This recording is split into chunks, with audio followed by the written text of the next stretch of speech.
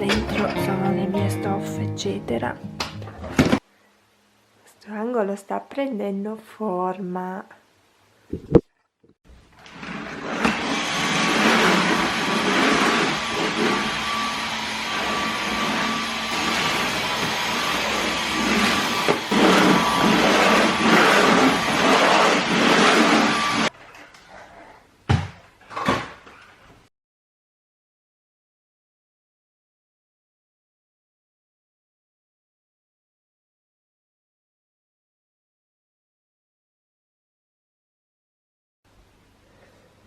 Questa postazione qui è provvisoria, non mi piace per niente.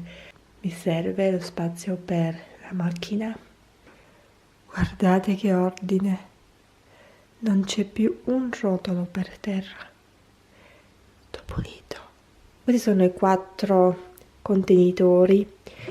L'ovata per riempire. Lì ho diversi fili e anche dei rotoli. Bravo. Accessori, rotoli usati che non è più tanto.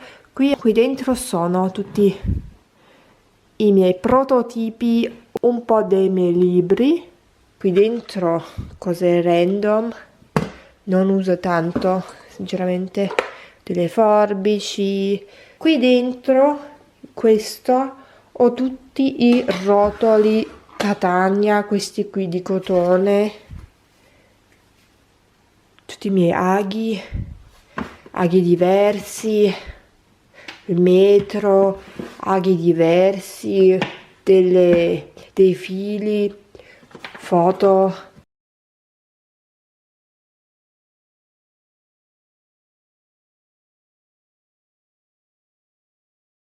Qui ho dei libri, questo è il disegno, non so come si chiama in italiano, questo qui che si pittura a numeri. È già vecchio, spero che ancora i colori siano buoni, che lo dovrei terminare. Una volpe. Qui la macchina da cucire, lì sotto un po' di carta da disegno eccetera, l'alfabeto Tamil. Lì ancora c'è il pelo del cane che vorrei una volta fare filzare o filzare da sola, che devo provare, e lì ho tutte le cose, stoffe eccetera per la macchina.